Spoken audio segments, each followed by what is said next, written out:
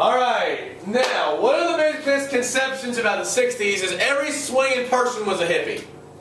And everybody was at anti-war movements all the time. And everyone did was smoke pot. Yep. Sounds about right. The 1960s, lots of girls with no bras, smoking pot, screaming about not having rights and not putting up with it anymore, and everyone dodging the draft. Not exactly. That seems perfectly correct. All of what you're talking about. Right. Well, many of the people, in fact, most of these people who were counterculture people, who were literally rejecting the culture of the 1950s, right? And who was our early counterculture people in the 1950s? Beatniks. The Beats, right? The Beatniks. And they're rejecting the culture their parents brought them up in. What's the gigantic, ironic part about this? They were making marital babies. Well, but it was, they are not, they're able to go to college, right? Almost all these people are pretty well educated. It's mostly a middle-class white movement. Most of the poor people didn't get to protest the war. Why did many poor people not protest the war? Because they were in the war. People who were able to protest were people, now obviously there were people who came back, right, and protested. John Kerry's a good example, by the way. But these people who were counterculture were able to do this because the culture they grew up in allowed them to be taken care of by their families and go to college. Most of the people who were counterculture were kids of Republicans. Most of the kids who are in the jungles in Vietnam were the kids of Democrats who didn't have any money.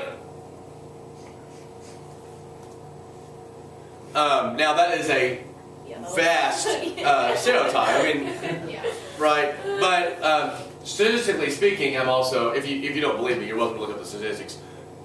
Poor people tend to be Democrats. Middle class whites tend to be more Republican. You could get out of the war if you were in college. Yeah, you got what's called a deferment.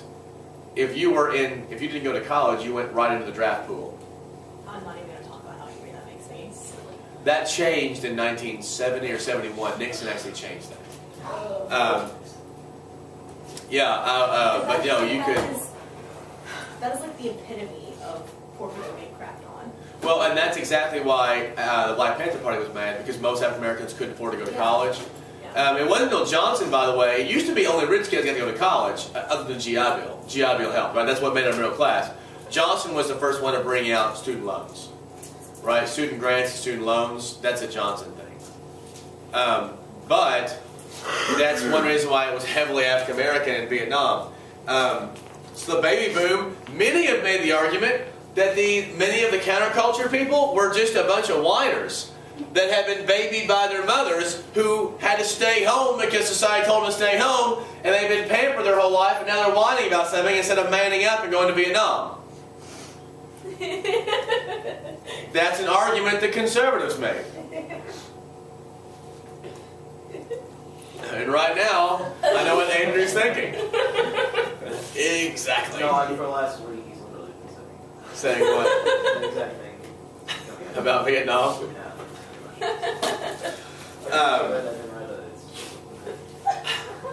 Now, let's talk about the importance of college on this. College is actually, when you think about colleges, do you think about liberal places or conservative places? Liberal places. Liberal places. The funny part about the 1960s college campuses were the professors were usually liberal. I mean, there were some campuses that were more conservative, but mostly professors were liberal and still are pretty liberal. And the students were becoming increasingly liberal, but the institutions were run by presidents of colleges who were pretty conservative. And there was a big backlash against this. And on college campuses all over the country, people are demanding changes on college campuses. The biggest, most important college campus in the civil rights, or in the counterculture movement was what? Berkeley. Cal Berkeley, right? That's where. Do what? It's hell. Lauren Lawless is applied to Berkeley. Lauren, if she gets into all of her schools, might go to Stanford, which is Berkeley's big rival. It's really close. I hope she gets in. It'd be really cool to have a student that goes to Stanford. For those watching at home, not many from Anderson County go to Stanford. It's so far away though. It is very far Like away. that's part of it. All the like Ivy League schools are like 14 hours away. Well, yeah, and although it's not in the Ivy League, it's All the fancy schools all, are 14 it's hours every away. it's like as good as Ivy League schools, but way better at sports.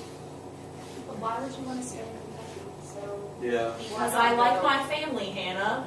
I enjoy being around my family. I think They're that's kind silly. of important. Hi, Mom.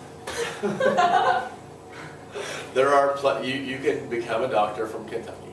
Plenty of my people I know become doctors from the state It of just, Kentucky. I don't know, it just makes me kind of mad that like all the like fancy places are really far away, and so if you like, it's just She won't It is. Although, to be fair, Center, and I hate to say this, Center is becoming increasingly nationally known. Transy still, because I look it up like every 6 months. of course it is.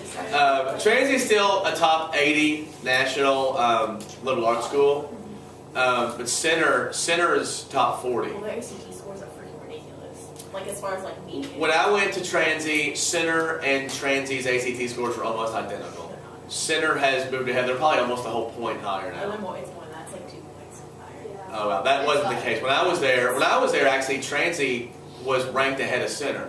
Transy's national ranking, actually, when I went there, the year before I went there, U.S. News Report called Transy the best liberal arts school in the South and one of the top few in the country. It has slipped a little bit. We let people in that I don't know that we should be letting in. But refer to them as we. Yeah. Oh yeah. I have, by the way, called Transy before and let them know this. And I don't appreciate it one iota. There's this child in my class that you let into your school. Please make them go away. Did you really?